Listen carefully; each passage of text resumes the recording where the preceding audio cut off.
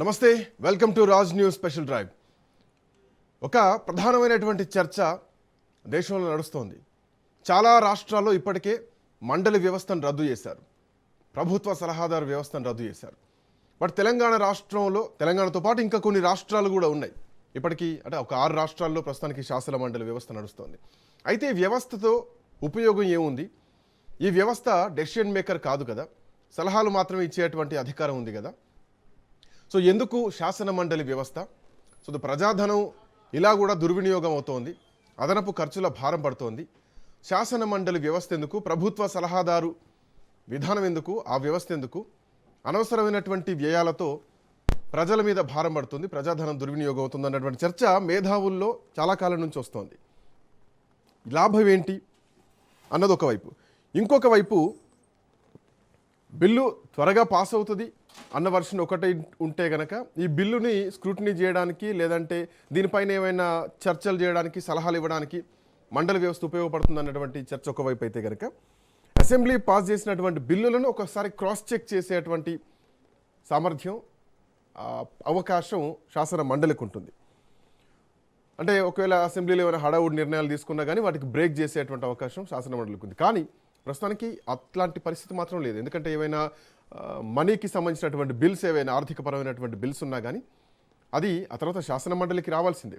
But శాసన మండలి ఆమోదించినా ఆమోదించకపోయినా నేరుగా అసెంబ్లీ ఆమోదించేటువంటి అధికారం రాష్ట్ర శాసనసభకు ఉంది. సో ఇట్లాంటి పరిస్థితుల్లో ఇంకొక కోణం కూడా ఉంది. ఎన్నికల్లో ఓడిపోయిన వాళ్ళను తీసుకొచ్చి ఎమ్మెల్సీలుగా ఇచ్చి వాళ్ళను మళ్ళీ చట్టసభల్లో కూర్చోబెడుతున్నారు. సో ఇది దుర్వినియోగం జరుగుతుంది ఈ వ్యవస్థలో అన్నటువంటి చర్చ కూడా ఒకటి బలంగా నడుస్తోంది. సో ఇట్లాంటి నేపథ్యంలోనే కొన్ని రాష్ట్రాలు ఇప్పటికే శాసన మండలి వ్యవస్థను రద్దు చేసినాయి. తమిళనాడు ఇప్పుడు కాదు, ఎప్పుడో 1986లోనే రద్దు చేసింది.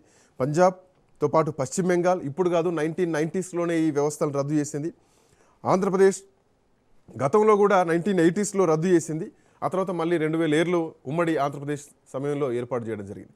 సో తెలంగాణలో ఇప్పటికీ నడుస్తుంది. తెలంగాణ నడుస్తుంది, ఆంధ్రప్రదేశ్ నడుస్తుంది, కర్ణాటక, మహారాష్ట్ర, ఉత్తరప్రదేశ్తో పాటు బీహార్ రాష్ట్రాల్లో శాసన మండలి వ్యవస్థ నడుస్తుంది. అసలు ఈ వ్యవస్థ ఎందుకు అన్నటువంటి చర్చ నడుస్తోంది. ఇదే అంశంపైన మాట్లాడదాం. మనతో పాటు డాక్టర్ శేషు సార్ ఉన్నారు, ప్రముఖ రాజకీయ విశ్లేషకులు. శేషు సార్ నమస్తే, గుడ్ ఆఫ్టర్నూన్. ఈ వ్యవస్థలో మేధావులు ఉంటారు, ఈ వ్యవస్థలో ఎడ్యుకేటెడ్స్ ఉంటారు. సో ఈ వ్యవస్థ వల్ల ఉపయోగం ఉంటుంది. ఒకవేళ అక్కడ ఏవైనా తప్పులు జరిగినా కానీ వాటిని క్రాస్ చెక్ చేయడానికి ఇక్కడ ఒక వేదిక ఉంటుంది. బట్ ఇదే వేదికను రద్దు చేయాలన్నటువంటి డిమాండ్లు కొన్ని వినిపిస్తున్నాయి. ఇలాంటి మేధావుల నుంచి కూడా కొన్ని ఆర్టికల్స్ రావడం జరిగింది. ఎందుకు సార్, ఎందుకు రద్దు చేయాలంటున్నారు? What is the reason behind of it? Srikanth, భారత రాజ్యాంగంలో కేంద్ర స్థాయిలో 2 సభలను ఏర్పాటు చేశారు. ఒకటి దిగువ సభ, లోక్సభ కిందగా, ఎగువ సభ రాజ్యసభ, పెద్దల సభ అంటారు. అట్లాగే 169వ ఆర్టికల్ ప్రకారంగా రాష్ట్రాల్లో కూడా ద్విసభ, 2 సభలను ఏర్పాటు చేసుకునేటటువంటి అవకాశాన్ని కల్పించారు. దిగువ సభ శాసనసభ, ఎమ్మెల్యేలు ఉంటారు. ఎగువ సభ పెద్దల సభ, శాసన మండలి, ఎమ్మెల్సీలు ఉంటారు. ఇది రాజ్యాంగంలో ఇచ్చినటువంటి ఒక అవకాశం. అయితే రాష్ట్రాలలో ఎగువ సభ ఉండొచ్చు, ఉండకపోవచ్చు, అదేమీ మ్యాండేటరీ కాదు, కంపల్సరీ కాదు. ఆయా రాష్ట్రాల యొక్క అవసరాలను బట్టి పెద్దల సభని, శాసన మండలిని ఏర్పాటు చేసుకునేటటువంటి ఒక అవకాశం ఉంది. అయితే ఇప్పుడు భారతదేశంలో 28 రాష్ట్రాలు ఉంటే ఈ ఎగువ సభలో ఉన్నటువంటి రాష్ట్రాలు, శాసన మండలి, విధాన మండలి ఉన్నటువంటి రాష్ట్రాలు కేవలం 6 మాత్రమే ఉన్నాయి. ఆ 6లలో 3 సౌత్ ఇండియాలోనే ఉన్నాయి. కర్ణాటకలో ఉన్నది, ఆంధ్రప్రదేశ్లో ఉంది, తెలంగాణలో ఉంది. మరి ఒక 3, ఒకటి పెద్ద రాష్ట్రాలైనటువంటి మహారాష్ట్ర, బీహార్, యూపీలో ఉన్నాయి. ఇంకా మిగతా ఏ రాష్ట్రాల్లో కూడా ఈ పద్ధతి లేదు, వాళ్ళ అవసరం లేదని పెట్టుకోలేదు అనుకుంటాను. అయితే మన ఉమ్మడి ఆంధ్రప్రదేశ్ లో కూడా 1985లో ఈ పెద్దల సభ, విధాన మండలిని, శాసన మండలిని రద్దు చేశారు. ఎన్టీ రామారావు గారు అధికారంలోకి వచ్చిన తర్వాత ఇది వృధా ప్రయాస, దీనివల్ల ఆర్థిక భారం తప్ప మరి ఏమీ లేదు, ఇది అవసరం లేదని రద్దు చేశారు. సరే, ఆ రోజు ఉన్నటువంటి రాజకీయ కారణాలు వేరు అనుకుందాం. తర్వాత 2007లో రాజశేఖర్ రెడ్డి గారు అధికారంలోకి వచ్చిన తర్వాత మళ్ళా ఈ రాష్ట్రంలో ఉమ్మడి ఆంధ్రప్రదేశ్లో ఎగువ సభని, విధాన మండలిని మళ్ళా పునరుద్ధరించారనేటటువంటి విషయం మనందరికీ తెలుసు. అయితే ఇప్పుడు ఈ విధాన మండలి అవసరమా అనేటటువంటిది గనక చూస్తే చాలా స్టేట్లలో చాలా మంది మేధావుల నుంచి, స్టేక్ హోల్డర్స్ నుంచి వ్యక్తమవుతున్నటువంటి అభిప్రాయం ఏంటంటే ఈ విధాన మండలి ఎగువ సభలు రాష్ట్రాలకు అవసరం లేదు. మరి ముఖ్యంగా తెలంగాణ లాంటి చిన్న రాష్ట్రానికి అవసరం లేదు. ఇవాళ దేశంలో ఉన్నటువంటి 6 రాష్ట్రాల్లో అత్యంత చిన్న రాష్ట్రం. 3.5 తెలంగాణ గవర్నమెంట్ లెక్కల ప్రకారం 3,50,00,000 జనాభానే ఉంది. ఇంత చిన్న రాష్ట్రానికి 2 సభలు ఎందుకు అనేటటువంటి ఒక ప్రశ్న ఉత్పన్నమవుతున్నటువంటి నేపథ్యంలో ఎందుకు ఈ పెద్దల సభ అక్కర్లేదు అని అంటున్నామంటే, ఒకప్పుడు పెద్దల సభ మేధావులకు నిలయంగా ఉండేది, ప్రభుత్వానికి సలహాలు ఇవ్వటానికి ఉపయోగపడేది అనేటటువంటిది ఒక వెర్షన్ ఉండే. కానీ వాళ్ళ ఈ సభలు ఎట్లా మారిపోయినాయంటే రాజకీయ పునరావాస కేంద్రాలుగా మారిపోయినాయి. అంటే అవకాశం దక్కనటువంటి వాళ్ళకి, ప్రత్యక్ష ఎన్నికల్లో ఓడిపోయినటువంటి వాళ్ళని అకామిడేట్ చేయడానికి ఈ పెద్దల సభను, శాసన మండలిని వాడుకుంటున్నారు అనేటటువంటిది ఒక చిన్న ఎగ్జాంపుల్ ని కంపేర్ చేయగలుగుతారా? ఎందుకంటే మీరు అసెంబ్లీ ఎన్నికల్లో ఓడిపోయిన వాళ్ళు ఇక్కడ మండలిలోకి వస్తున్నారని చెప్పేసి, అంటే నాకు ఒక ఎగ్జాంపుల్ కనిపిస్తుంది. ఆంధ్రప్రదేశ్లో ఇలాంటి పరిస్థితి నడుస్తుంది. ఎందుకంటే అసెంబ్లీలో నడవాల్సినటువంటి చర్చలు మొత్తం కూడా మండల్లో నడుస్తున్నాయి. సో మండల్లో వాళ్ళ సభ్యుల సంఖ్య ఎక్కువ ఉంది. సో మండల్లో ప్రశ్నించడానికి అక్కడ ప్రతిపక్షం ఉంది. బట్ అసెంబ్లీ విషయానికి వస్తే వాళ్ళకు ఉన్నాయి చాలా తక్కువ సీట్లు మాత్రమే. బట్ ఈ లెక్కను చూసుకుంటే ఆంధ్రప్రదేశ్లో ప్రతిపక్షం కూడా అక్కడ బలంగా ఉందనుకోవచ్చు కదా, ఇక్కడ వాయిస్ రేజ్ చేస్తుంది అనుకోవచ్చు కదా. మనం ఈ ఒక ఎక్సెప్షనల్ కేసెస్ ని తీసుకోవద్దు. దాంట్లో అనేక రాజకీయ అంశాలు ముడిపడి ఉన్నాయి. కాబట్టి మనం తెలంగాణ కాంటెక్స్ట్ కనుక తీసుకుంటే, తెలంగాణ లాంటి ఒక చిన్న రాష్ట్రానికి 40 మంది ఎమ్మెల్సీలు ఉండేటటువంటి ఒక శాసన మండలి అవసరమా అనేటటువంటిది ఒకటి తెరపైకి వస్తున్నటువంటి అంశంగా మనం చూడాలి. అయితే చిన్న రాష్ట్రము, తక్కువ జనాభా ఉన్నటువంటి రాష్ట్రము ఈ రాష్ట్రానికి అవసరం లేదు. రెండోది, ఇది మిస్యూజ్ అవుతున్నాయి, ఒక రాజకీయ పునరావాస కేంద్రాలుగా మారిపోతున్నాయి కాబట్టి అవసరం లేదు అనేటటువంటిది ఒకటి. రెండోది, ఇంత చిన్న రాష్ట్రము ఇవాళ 11 లక్షల కోట్ల రూపాయల ఆర్థిక భారం అప్పుతో ఉన్నది. ఇట్లాంటి అప్పు చేసి ఇట్లాంటి పనికిరానటువంటి వ్యవస్థలను నడపటం అవసరమా అనేటటువంటిది ఒకటి వస్తుంది. ఎందుకనంటే ఇవాళ శాసన మండలి మెయింటైన్ చేయటానికి, సమావేశాలు నిర్వహించటానికి, తర్వాత ఎమ్మెల్సీలకి జీతాలు ఇవ్వటానికి, వాళ్ళ మెయింటెనెన్స్ కోసం, వాళ్ళకి అలవెన్సెస్ల కోసం కోట్ల రూపాయలు ఖర్చు చేయాల్సినటువంటి అవసరం వస్తుంది. కాబట్టి తెలంగాణ లాంటి చిన్న రాష్ట్రానికి, తక్కువ జనాభా ఉన్నటువంటి రాష్ట్రానికి, తర్వాత ఇలాంటి అప్పుల భారం పెరిగిపోతున్నటువంటి రాష్ట్రానికి ఈ విధాన మండలి లాంటివి సభలు అవసరం లేదు అనేటటువంటి విషయాన్ని మనం గమనించాలా. ఇవాళ దేశంలో చాలా రాష్ట్రాలు ఎందుకు లేవు, కేవలం 6 రాష్ట్రాల్లో మాత్రమే ఎందుకు ఉన్నాయి? గతంలో కూడా అనేక రాష్ట్రాలు ఈ విధాన మండలి అక్కర్లేదని రద్దు చేసుకున్నటువంటి సందర్భం ఉంది. చివరిగా 2019లో మనకి జమ్మూ అండ్ కాశ్మీర్లో రద్దయింది. తర్వాత 1986లో తమిళనాడు రద్దు చేసుకున్నది. 1969లో వెస్ట్ బెంగాల్ రద్దు చేసుకున్నది. 1969లో పంజాబ్ రద్దు చేసుకున్నది. 1969లో మధ్యప్రదేశ్ కూడా రద్దు చేసుకున్నది. ఆ పెద్ద రాష్ట్రాలే రద్దు చేసుకున్నాయి. ఇవాళ దేశంలో ఉన్నటువంటి 6 రాష్ట్రాల్లో కూడా మనకంటే పెద్ద రాష్ట్రాలు మాత్రమే ఈ విధాన మండలిని ఫాలో అవుతున్నటువంటి సందర్భం ఉంది. మరి తెలంగాణ లాంటి చిన్న రాష్ట్రానికి ఇంత పెద్ద వ్యయం చేసేటటువంటి సభలు అవసరమా అనేటటువంటి ప్రశ్నకే ఇవాళ మనం చెప్తున్నటువంటి సమాధానం ఏంటి అంటే, తెలంగాణ లాంటి 3.5 కోట్ల జనాభా ఉన్న రాష్ట్రానికి విధాన మండలి అవసరం లేదు. తెలంగాణ రాష్ట్రం ఇప్పటికే పెద్ద ఎత్తున అప్పులు చేస్తుంది రోజువారీ ఖర్చుల కోసము అనేటటువంటి విషయం, ఆర్థిక భారం పడకుండా ఉండటానికి విధాన మండలి లాంటి సభలు అవసరం లేదు. గతంలో అవసరం లేదని ఉమ్మడి ఆంధ్రప్రదేశ్లో ఉన్నప్పుడు రద్దు చేసుకున్నటువంటి సభలు ఇవాళ అవసరం లేదు అనేటటువంటి అభిప్రాయం. రెండోది, ఇలాంటి సభల్లో ఏమైనా అర్థవంతమైన చర్చలు జరుగుతున్నాయా? జరగటం లేదు. ఎందుకు జరగటం లేదు అని అంటే, ఈ సభలకు ఎన్నికైతున్నటువంటి వాళ్ళు కూడా రాజకీయాలలో క్రియాశీలక పాత్ర పోషిస్తున్నటువంటి వాళ్ళే తప్ప మేధావులు కాదు. మరి మేధావులు రానప్పుడు పెద్దల సభ, ఒక్క నిమిషం, మేధావులు రానప్పుడు పెద్దల సభ అని పేరు పెట్టడం ఎందుకు? ఇవాళ ఇక్కడ ఎక్స్పర్టైజ్ ఎక్కడుంది? ఇవాళ పెద్దల సభకు ఎన్నికయ్యేటటువంటి వాళ్ళు ఎక్కడి నుంచి వస్తారు? ఉపాధ్యాయుల నుంచి వస్తారు, పట్టభద్రుల నుంచి వస్తారు, స్థానిక సంస్థల నుంచి వస్తారు, ఎమ్మెల్యే కోటాల నుండి వస్తారు, గవర్నర్ కోటాల నుండి వస్తారు. కానీ వీళ్ళందరూ ప్రత్యక్షంగానో పరోక్షంగానో రాజకీయాలతో సంబంధం ఉన్నటువంటి వాళ్ళే రావటం వల్ల ఇవాళ పెద్ద సభల్లో అర్థవంతమైన చర్చ జరగట్లేదు. మరి అర్థవంతమైనటువంటి చర్చ జరగనప్పుడు ఎందుకు ఈ సభలు కొనసాగాల్సిన అవసరం ఉంది? ఈ సభలపైన కోట్ల రూపాయలు ఖర్చు పెట్టాల్సినటువంటి అవసరం ఏముంది? తెలంగాణ లాంటి చిన్న రాష్ట్రానికి విధాన మండలి అవసరం ఏముంది అనేటటువంటి ప్రశ్న వస్తుంది. ఇటు ఒక గవర్నర్ కోటాలో ఇద్దరు ఎమ్మెల్సీలను ఎంపిక చేయడానికి తెలంగాణ రాష్ట్రంలో 3 సంవత్సరాలుగా గవర్నర్ ఆ ఫైల్ ని రిజెక్ట్ చేస్తే ఇటీవలనే ఆ ఇద్దరిని మనం తీసుకోవడం జరిగింది. ఆ ఇద్దరి పైన ఉన్నటువంటి అభియోగాలు ఏంటది? రాజకీయాల్లో క్రియాశీలకంగా ఉన్నటువంటి వాళ్ళని గవర్నర్ కోటాలో ఎట్లా ఎంపిక చేస్తారనేటటువంటి వివాదమే కదా.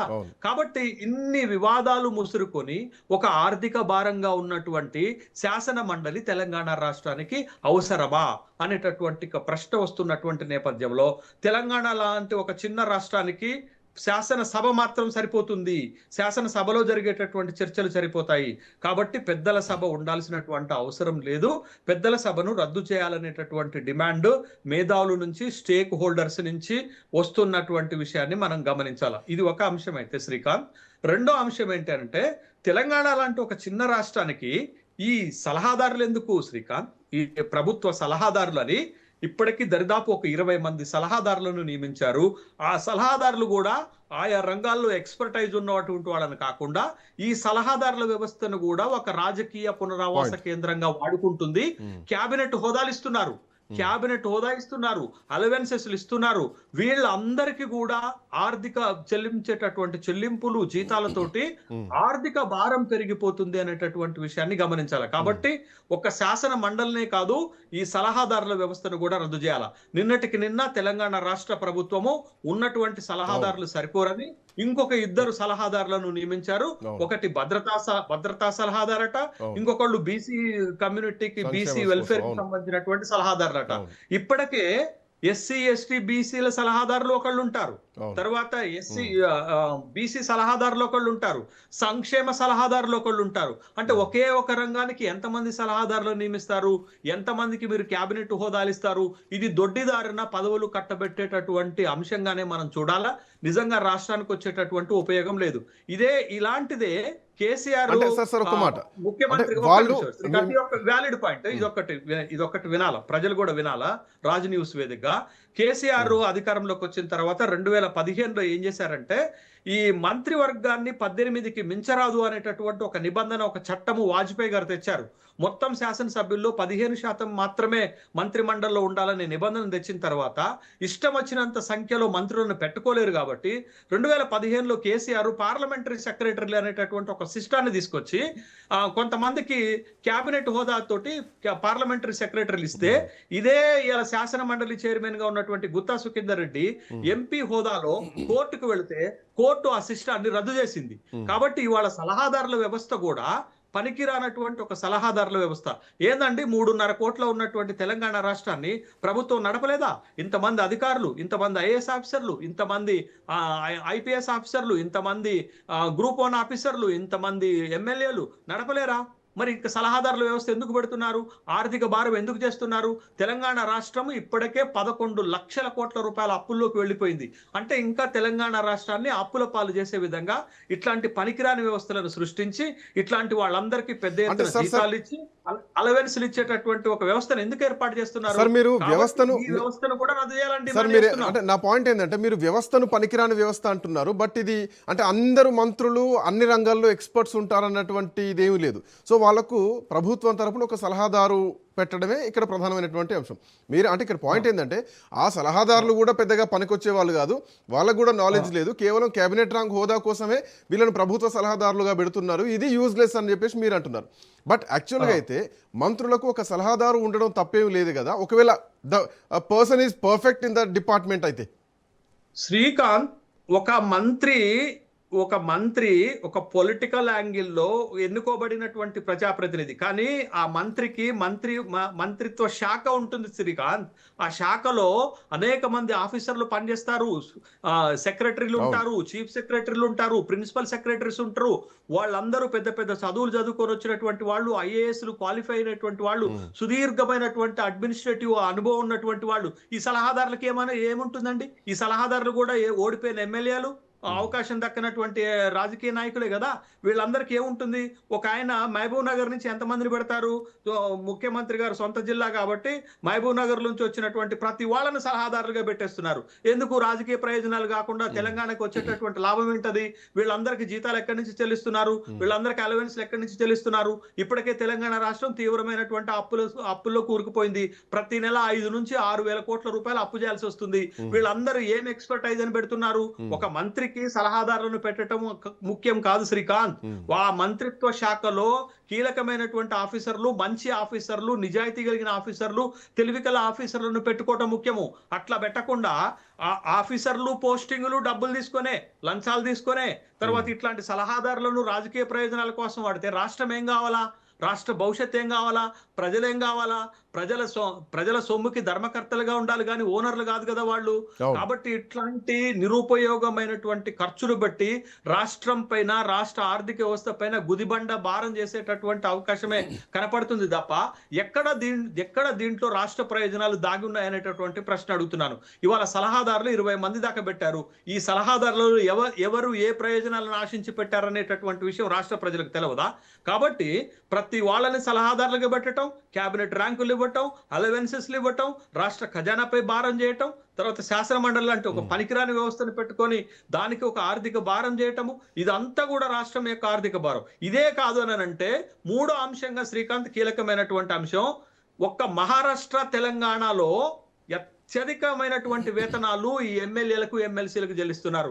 తెలంగాణ రాష్ట్రంలో అత్యధిక జీతం తీసుకుంటున్నటువంటి ఎమ్మెల్యేలు, ఎమ్మెల్సీలు ఉన్నారు. 2.5 లక్షల రూపాయలు తీసుకుంటారు శ్రీకాంత్. మిగతా రాష్ట్రాల్లో, పెద్ద పెద్ద రాష్ట్రాలలో, ఆర్థికంగా బలంగా ఉన్నటువంటి రాష్ట్రాల్లో, జనాభా ఎక్కువగా ఉన్నటువంటి రాష్ట్రాల్లో కూడా ఇంత తీసుకోవట్లేదు. కేరళలో ఒక ఎమ్మెల్యేకి 70,000 జీతం, ఢిల్లీలో ఒక ఎమ్మెల్యేకి 90,000 జీతం, గుజరాత్ లో ఒక ఎమ్మెల్యేకి 78,000 రూపాయల వేతనం, యూపీలో ఒక ఎమ్మెల్యేకి 96,000 రూపాయల వేతనం, పంజాబ్ లోనైతే ఒక ఎమ్మెల్యేకి 25,000 రూపాయల వేతనం.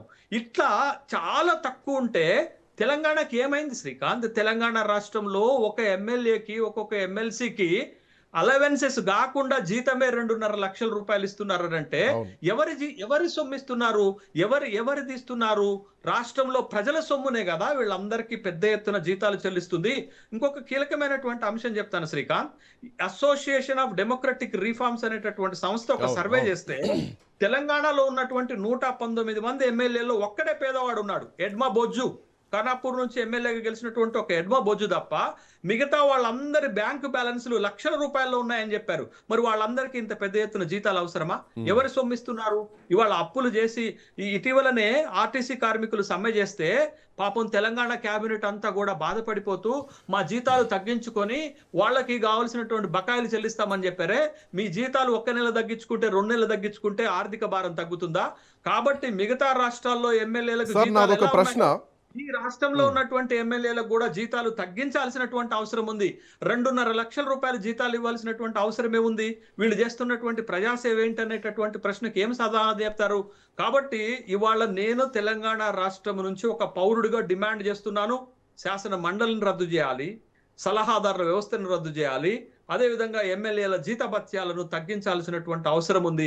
ఎందుకంటే తెలంగాణ రాష్ట్రం ఇప్పటికే 11 లక్షల కోట్ల రూపాయల అప్పులు చేసి భవిష్యత్తు తరాలను అప్పుల పాలు చేస్తున్నాం. ఇవాళ పర్ హెడ్ తలసరి అప్పు ఒక్కొక్క రాష్ట్రంలో ఉన్నటువంటి ఒక్కొక్క వ్యక్తి పైన దరిదాపు 2.5 లక్షల రూపాయల అప్పు భారం ఉన్నదేనంటే ఏమనుకోవాలా?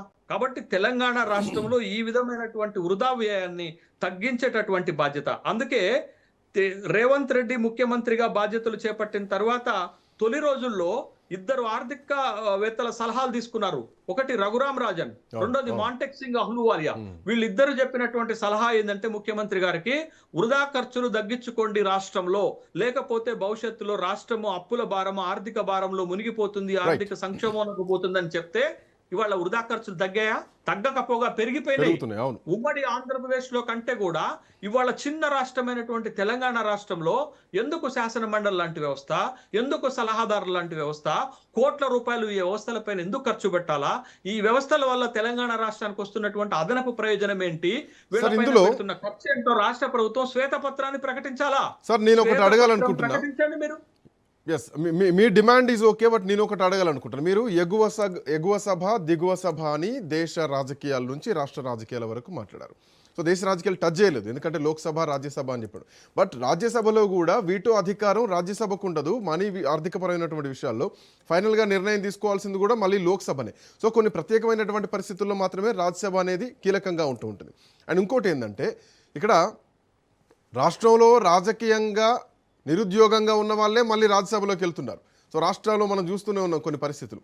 సో ఇట్లా నేపథ్యంలో ఈ విషయంలో మీ వ్యూ ఏమిటి? అంటే ఇక్కడ ఇంకో పాయింట్, రాజ్యాంగంలో రాజ్యసభ కీలకం కాబట్టి ఆ విషయంలో రద్దు చేయమనేటువంటి పరిస్థితులు ఉన్నాయి, అది ప్రామాణికమనే చెప్పాలి. బట్ రాష్ట్రాల విషయంలో ఈ మీరు అన్నట్టు మండలి వ్యవస్థ, విధానసభ వ్యవస్థలు రద్దు చేసేటువంటి అవకాశం ఉంటుంది. ఈ అంశం పైన మీ అభిప్రాయం? అదే ఇప్పుడు శ్రీకాంత్, మీరు కేంద్రంలో ఉన్నటువంటి ఎగువ సభ రాజ్యసభలోనైనా, రాష్ట్రాల్లో ఉన్నటువంటి ఎగువ సభ విధాన మండలిలోనైనా రాజకీయ పునరావాస కేంద్రాలుగా మారిపోతున్నాయి. కాకపోతే మనకు రాజ్యాంగంలో ఇచ్చినటువంటి ఒక వెసులుబాటు ఏంటి అనంటే, కేంద్రంలో రాజ్యసభ ఉండటం అవసరం అనేది అయితే రాష్ట్రాలలో ఉండొచ్చు ఉండకపోవచ్చు అనేటటువంటి ఒక ఆప్షన్ రాష్ట్రాలకే, రాష్ట్ర ప్రభుత్వాల నిర్ణయాలకే ఇచ్చారు కాబట్టి. బట్ ఇక్కడ కొన్ని రాష్ట్రాలు గతంలో ఉన్నటువంటి వాటిని రద్దు చేసుకున్నాయి కాబట్టి ఇవాళ కేవలం దేశంలో 28 రాష్ట్రాలు ఉంటే 6 రాష్ట్రాల్లో మాత్రమే వ్యవస్థ ఎందుకుంది అనేటటువంటి ఒక ప్రశ్న వేసుకోవాలి కదా. సరే పోనీ ఉమ్మడి ఆంధ్రప్రదేశ్ లో పెద్ద రాష్ట్రం కాబట్టి ఆ రోజుల్లో ఉన్నటువంటి పరిస్థితుల ప్రకారమే ఆ విధాన మండలిని ఏర్పాటు చేసుకున్నారు, రద్దు చేశారు అనేటటువంటి ప్రశ్న వస్తే, ఇవాళ నా పాయింట్ ఏంటంటే తెలంగాణ రాష్ట్రం లాంటి ఒక చిన్న రాష్ట్రానికి 2 సభలు అవసరమా? ఎందుకు అవసరము? ఎగువ సభ తెలంగాణ రాష్ట్ర ప్రయోజనాలను ఏం కాపాడుతుంది? ఆ తెలంగాణ రాష్ట్రంలో ఎగువ సభ ఏమో హుందాగా వ్యవహరిస్తుందా? ఏమన్నా మేధావులతోటి నింపుతున్నారా అని అంటే అది కూడా లేదు కదా. అది ఒక పునరావాస కేంద్రంగా మారింది, అది ఆర్థిక భారంగా మారింది, అది చిన్న రాష్ట్రానికి అవసరం లేదు అనేటటువంటి ఒక అభిప్రాయం ఉన్నటువంటి నేపథ్యంలో ఆ మండలిని రద్దు చేయాలనేటటువంటి డిమాండ్ ప్రజల నుండి ఉంది. నేను చెప్తున్నటువంటి అంశం కాదు. ఎందుకు రాష్ట్రము, ఇంత చిన్న రాష్ట్రము, దరిదాపు 18 లక్షల కోట్ల రూపాయల జిఎస్డిపి ఉన్నటువంటి రాష్ట్రము, దేశంలో 3,80,000 రూపాయల తలసరి ఆదాయం ఉన్నటువంటి రాష్ట్రము ఇవాళ ఇంత పెద్ద ఎత్తున అప్పుల్లోకి కూరుకుపోతుంది. వృధా ఖర్చులు ఎందుకు పెడుతున్నాము? అనుత్పాదక వ్యయం ఎందుకు చేస్తున్నాము? ఇట్లాంటివి అవసరం లేనటువంటి దగ్గర ఎందుకు ఖర్చులు పెడుతున్నాము? కాబట్టి విధాన మండలిని రద్దు చేయాలి, శాసన ఈ సలహాదారుల వ్యవస్థని రద్దు చేయాలి, తర్వాత ఎమ్మెల్యేలకు ఇస్తున్నటువంటి జీతాలను గణనీయంగా తగ్గించాల్సినటువంటి అవసరం ఉంది ఇవాళ రాష్ట్రం ఉన్నటువంటి ఆర్థిక పరిస్థితుల దృష్ట్యా. అందుకే కదా కార్మికులకు జీతాలు పెంచలేకపోతున్నాం, ఆర్టీసీ కార్మికులకు పెంచగలుగుతున్నామా, విద్యుత్ ఆర్టిజన్ కార్మికులకు పెంచగలుగుతున్నామా, అంగన్వాడీ టీచర్లకు పెంచగలుగుతున్నామా, తర్వాత భవన నిర్మాణ కార్మికులకు ఇవాళ ఇన్సూరెన్స్ కట్టగలుగుతున్నామా, ఎవరికి ఆటో కార్మికులకు ఇస్తానన్నటువంటి 12,000 రూపాయలు ఇవ్వగలుగుతున్నామా, ఇవాళ మహాలక్ష్మి కింద మహిళలకు 2,500 రూపాయలు ఇవ్వగలుగుతున్నామా, ఇవాళ పెన్షన్ వృద్ధులకు 4,000కు పెంచగలుగుతున్నామా? ఇవన్నీ సంక్షేమ కార్యక్రమాలు అమలు చేయాలంటే రాష్ట్రంలో ఇట్లాంటి వృధా ఖర్చులను తగ్గించాల్సినటువంటి అవసరం ఉంది. ఇటీవల ప్రముఖ ఆర్థికవేత్త అరవింద్ సుబ్రహ్మణ్యన్ కూడా ముఖ్యమంత్రి గారిని కలిశారు. ఆర్థికంగా ఏ విధంగా ఆదాయం పెంచుకోవాలా, ఆర్థిక వ్యవస్థను ఎలా బలోపేతం చేయాలనేటటువంటి సలహాలు ఇచ్చారు. మరి ఆ సలహాలు ఉండకూడదా? ఈ అంశాలు ఉండకూడదా? ఈ వృధా ఖర్చు, మా ఎకానమీలో ఏం చెప్తారంటే శ్రీకాంత్, ఈ వృధా ఖర్చులు తగ్గించుకోకపోతే ఆర్థిక వ్యవస్థని బలోపేతం చేయలేము. కాబట్టి వస్తున్న ఆదాయం తక్కువ, పెడుతున్నటువంటి ఖర్చులు ఎక్కువ. ఆ పెడుతున్నటువంటి ఖర్చుల్లో ఇట్లాంటి వృధా ఖర్చులు ఉన్నాయి కాబట్టి తెలంగాణను భవిష్యత్ ఆర్థిక సంక్షోభం నుంచి కాపాడాలంటే మండలిని రద్దు చేయాలి, తర్వాత ఎమ్మెల్యేలు ఎమ్మెల్సీల యొక్క వేతనాలను గణనీయంగా తగ్గించాలి, సలహాదారుల వ్యవస్థని పూర్తిగా రద్దు చేయాల్సినటువంటి అవసరం ఉంది. ఈ 3 డిమాండ్లు, ప్రజల నుంచి వస్తున్నటువంటి డిమాండ్లు ప్రభుత్వం పరిగణలోకి తీసుకోవాల్సినటువంటి అవసరం ఉంది. ఈ 3 వ్యవస్థల పైన ఇప్పటి వరకు జరిగినటువంటి మొత్తాన్ని, ఈ 12 సంవత్సరాల్లో జరిగినటువంటి మొత్తాన్ని ఒక శ్వేతపత్ర రూపంలో విడుదల చేయాలా, ఈ 3 వ్యవస్థలకి ఎంత ఖర్చు పెట్టామో ప్రభుత్వం వెల్లడి చేయాల్సినటువంటి బాధ్యత ఉంది అనేటటువంటి అభిప్రాయం ప్రజల నుంచి వస్తుంది. Thank you Seshu sir, thanks for joining. ప్రభుత్వ సలహాదారు వ్యవస్థ అవసరమా? మండలి వ్యవస్థ అవసరమా? విధానసభ అవసరమా? శాసనసభలోనే అన్ని నిర్ణయాలు తీసుకున్న తర్వాత, శాసనసభకే పూర్తి అధికారులు ఉన్న తర్వాత పెద్ద రాష్ట్రాలే విధానసభను రద్దు చేసి శాసనసభే ఫైనల్ అని చెప్పేసి నిర్ణయం తీసుకొని ముందుకెళ్తున్నటువంటి క్రమంలో ఎప్పుడో 1980s 1990sలోనే. బట్ తెలంగాణ రాష్ట్రానికి మండలి అవసరమా, ప్రభుత్వ సలహాదారు వ్యవస్థ అవసరమా? ఇది ప్రజాధనం దుర్వినియోగం చేసినట్టు కాదా? సంక్షేమ పథకాలకు భంగం కలిగించినట్టు కదా? ఎమ్మెల్యేలకు అంత శాలరీలు అవసరమా? ఇవన్నీ చర్చలు ప్రజల్లోంచి మేధావుల్లోంచి వస్తున్నటువంటి అంశాలు. చూద్దాం ఎట్లాంటి పరిణామాలు ఉండబోతున్నాయో. దీనిపైన ఇంకా చర్చ జరగాల్సినటువంటి అవసరం ఉంది. ప్రభుత్వం దీనిపైన కాన్సన్ట్రేట్ చేయాల్సినటువంటి అవసరం ఉంది. That's all for now. Next updates continue అయితే కీప్ వాచింగ్ రాజ్ న్యూస్.